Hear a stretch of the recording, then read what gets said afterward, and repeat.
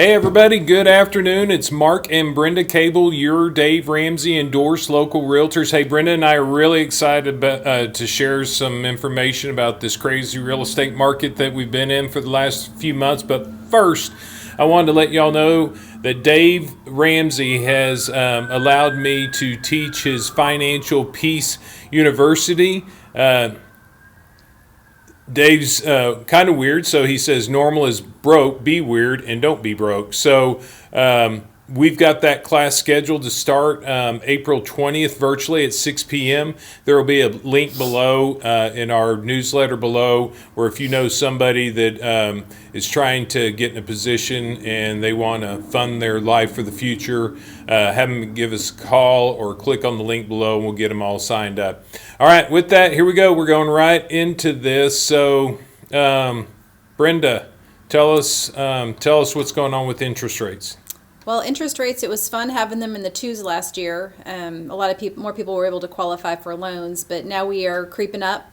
They have increased a little bit. We are in the threes, but they're pretty steady right now in a 30-year qualifying loan.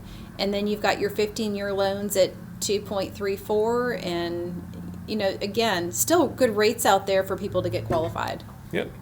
Here's the next slide on the rates. So kind of the same thing. You can just see where it dipped down into January and then back up at 3.02 right now. So I'm going to talk to you all a little bit about forbearance because a lot of people seem to think there's a lot of foreclosures that are coming on the market. 50% of the 325,000 people that went into forbearance, 50% of those have already paid back in full. And you can see 33% are working on a repayment plan. Only 15% of those people are still in trouble. So there's, a very short, 5.22% of people that are still in forbearance, and of those people, only 15 or 17%, are in trouble. So we don't see that happening, and obviously. If somebody is in trouble, we're actually probably going to be seeing more people in trouble with the way values are increases and tax values getting so high that people, the taxes are kicking them out of the house. This is housing starts. So in January 2020, you can see there was $722,000 homes for sale at the beginning of the year, and at the beginning of this year there's only 325, and if you added those people that were in forbearance to the inventory that may have been able to sell, we're still below normal levels of inventory. So Brenda, talk to us a little bit about COVID. The more as the shots have become available, I think consumer confidence has increased. People are getting out and about a little bit more, and the economy is starting to improve. So I think with all of that, you're going to see people are going to have a little bit more confidence with listing their homes. Yep, for sure. So home appreciation, your average appreciation is about 4%. Right now we're seeing about 10% a year appreciation. And everybody that owned a home in 2020, the average appreciation was about $24,000. So home ownership is a way to build wealth as well, following the Ramsey way. Right now, the forecast for the nation is 5.9 for 2021. We feel like this is a conservative number for the Dallas-Fort Worth area at 10.3%. And with that, everybody's concerned about the bubble. You can see where back in 2002 to 2005, the annual appreciation for about 4 years averaged at 10.3. Right now, our average is at 6.3.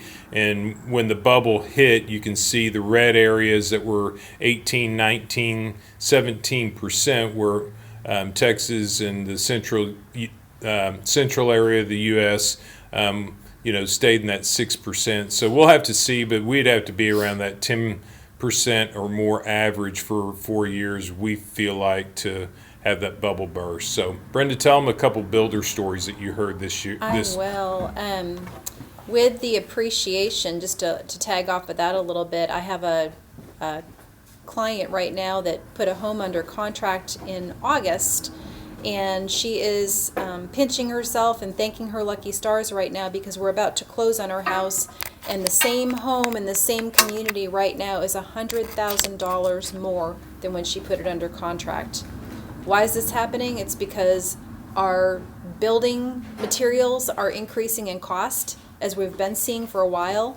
But again, it's making it difficult for the builders. I've reached out to a couple of our larger builders just to see how they're handling this demand for homes and the increase in building supplies. And what they've done, or a couple of them are doing, is they've put a pause on pre-selling the lots for builds. So what they're doing is they are holding off on taking contracts on builds until the house is 60 days out from completion, so they'll know accurately what they can sell that new construction home for without losing money on it.